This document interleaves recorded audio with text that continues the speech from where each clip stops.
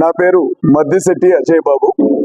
Telangana Congress party ప్రచార committee రాష్ట్ర సమన్వయకర్తగా కాంగ్రెస్ పార్టీలో నేను బాధ్యతల్లో ఉన్నాను. నిన్న భద్రాద్రి కొత్తగూడెం జిల్లా సత్తుపల్లి నియోజకవర్గంలో బుగ్గపాడులో విధులు నిర్వహిస్తున్నటువంటి పోలీసుల మీద దాడి జరిగినటువంటి సంగతి మీ అందరికీ తెలిసిందే. ఇక్కడ ఏం జరిగిందో ప్రపంచానికి చూపించింది మీరే. ముందుగా కాంగ్రెస్ పార్టీ ప్రచార కమిటీ రాష్ట్ర సమన్వయకర్తగా విధులు నిర్వహిస్తున్నటువంటి పోలీసుల మీద జరిగినటువంటి దాడిని నేను పూర్తిగా ఖండిస్తున్నాను. ప్రభుత్వ ఉద్యోగులు వారి బాధ్యతలను నిర్వహించేటప్పుడు అడ్డు చెప్పడం గాని అడ్డు పడడం గాని చట్టరీత్యా నేరం. కాంగ్రెస్ పార్టీ ప్రభుత్వ ఉద్యోగస్తుల మీద ఎవరైనా సరే దాడి చేయడాన్ని పూర్తిగా ఖండిస్తా ఉన్నది. ఇది మొదటి విషయం. ఇక రెండవ విషయం, వాస్తవంగా బుగ్గపాడు గ్రామంలో ఏం జరిగింది అనేది కూడా రాష్ట్ర ప్రజలందరికీ తెలియాల్సినటువంటి అవసరం ఉంది. సత్తుపల్లి నియోజకవర్గానికి రాగమయ్య గారు, డాక్టర్ మట్టా రాగమయ్య దయానంద్ గారు ఎమ్మెల్యేగా ఉన్నారు. వారు ఎమ్మెల్యేగా ఉన్నటువంటి నియోజకవర్గం సత్తుపల్లి నియోజకవర్గం. ఆ నియోజకవర్గంలో బుగ్గపాడు అనేది ఒక గ్రామం. ఆ గ్రామం చుట్టుపక్కల కొన్ని వందల ఎకరాల అడవి భూమి ఉంది. అయితే అనేక సంవత్సరాలుగా ఆ అడవిలో కొంత భాగాన్ని పోడుగొట్టుకుని ప్రభుత్వం ఇచ్చినటువంటి పట్టాలతో అక్కడ కొంతమంది గిరిజనులు సాగు చేసుకుంటున్నారు. ఆ పట్టాలు తీసుకున్నటువంటి భూముల గురించి రెండు వర్గాలకు సంబంధించినటువంటి గిరిజన గుంపులు, రెండు వర్గాలకు సంబంధించినటువంటి గిరిజన ప్రజలు భూమి మీద గొడవకు దిగారు. నిన్న బుగ్గపాడులో జరిగింది అది. ఆ గొడవ జరుగుతూ ఉన్నటువంటి సమయంలో ఒకటి చంద్రాయపాలెం గ్రామానికి సంబంధించినటువంటి గిరిజనులు, రెండవది బుగ్గపాడు ప్రాంతానికి సంబంధించినటువంటి ఎస్సీ ఎస్టీ గిరిజనులు. ఈ గొడవ జరుగుతున్నటువంటి క్రమంలో సత్తుపల్లి పోలీస్ స్టేషన్ నుంచి గౌరవనీయులైన సిఐ గారు మఫ్టీలో ఆ స్థలానికి వెళ్ళడం జరిగింది. వారు పోలీస్ డ్రెస్ లో ఒకవేళ వెళ్ళుంటే, వారు ఒకవేళ పోలీస్ యూనిఫామ్ లో వెళ్ళుంటే అక్కడ ఉన్నటువంటి ఆ పరిస్థితులు అంత తీవ్రంగా మారుండేవి కావేమో అని నేను అనుకుంటున్నాను.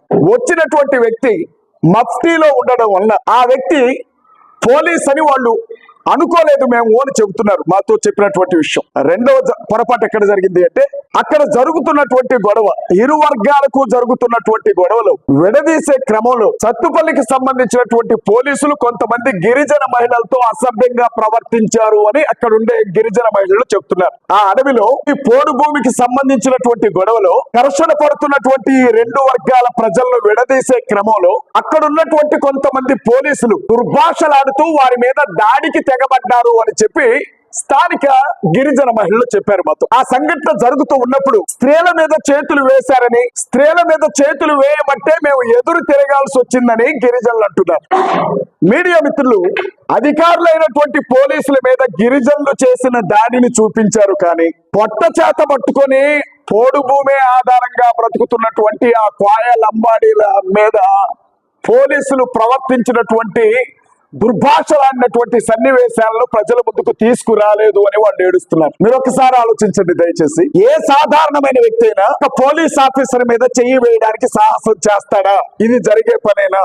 ఒక సాధారణమైనటువంటి గిరిజనుడు, ఒక సాధారణమైనటువంటి మాలమాదిగ కులానికి చెందిన వ్యక్తి రెక్కాడితేనే కానీ డొక్కాలని సాధారణమైనటువంటి ప్రజలు పోలీస్ ఆఫీసర్ల మీద కర్రలు లేపేంత, కత్తులు లేపేంత, చేతులు లేపేంత ధైర్యం చేస్తారా?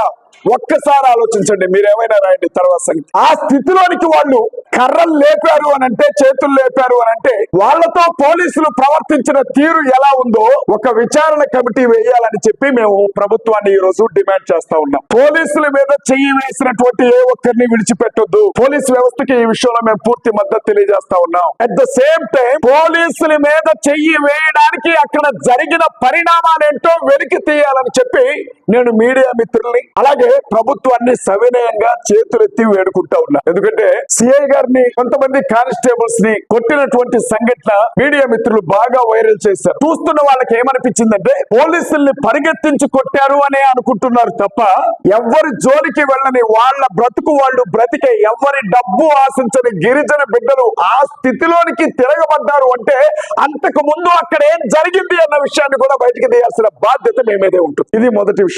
కాంగ్రెస్ పార్టీ ప్రచార కమిటీ రాష్ట్ర సమన్వయకర్తగా ఖమ్మం జిల్లా సిపి గారితో నేను ఒక మాట చెప్పాలనుకుంటున్నాను. ఫారెస్ట్ ఆఫీసర్స్ ఒక 38 మంది గిరిజనులు మా మీద కర్రలు, కత్తులు పట్టుకొని మా మీద దాడి చేయడానికి వస్తే ప్రాణభయంతో మేము పారిపోయాం.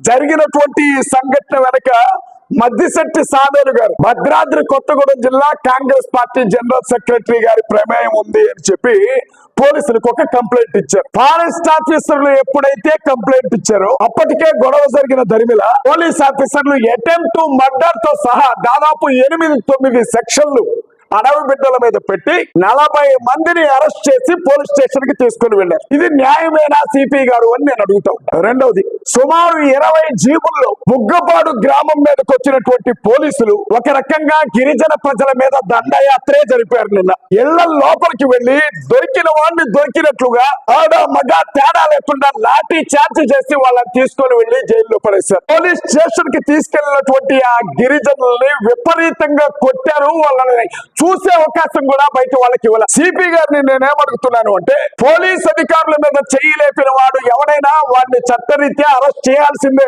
మేము పూర్తిగా మద్దతిస్తూనే పోలీసులు చేసిన ఈ పనిని మీరు సమర్థిస్తున్నారా అని చెప్పి నేను సిపి గారిని అడుగుతాను. ఇవాళ ప్రజల కోసమే పోలీసు వ్యవస్థ తప్ప పోలీసుల కోసం ప్రజలు లేరు అన్న విషయాన్ని జ్ఞాపకం ఉంచుకోవాలి. ఇది రెండో విషయం. మూడవది, ఈ రోజు ప్రెస్ మీట్ పెట్టడం అనుకున్నటువంటి మరో బలమైన కారణం, ఖమ్మం పట్టణంలో మనకి ఇక్కడి నుంచి సూర్యాపేట వెళ్లే దారిలో ఒక టోల్ గేట్ వస్తుంది, మీకు తెలుసు కదా. ఆ టోల్ గేట్ దగ్గర మద్దిశెట్టి సామేలు గారిని అరెస్ట్ చేశారు ఖమ్మం పోలీసులు. ఆయన ప్రస్తుతం భద్రాద్రి కొత్తగూడెం జిల్లా కాంగ్రెస్ పార్టీ జనరల్ సెక్రటరీగా ఉన్నారు. నేనేమడుగుతున్నానంటే, గొడవ జరిగినటువంటి ఆ స్థలంలో మద్దిశెట్టి సామేలు గారు ఫిజికల్ గా ఉన్నారా మేము అడుగుతున్నది.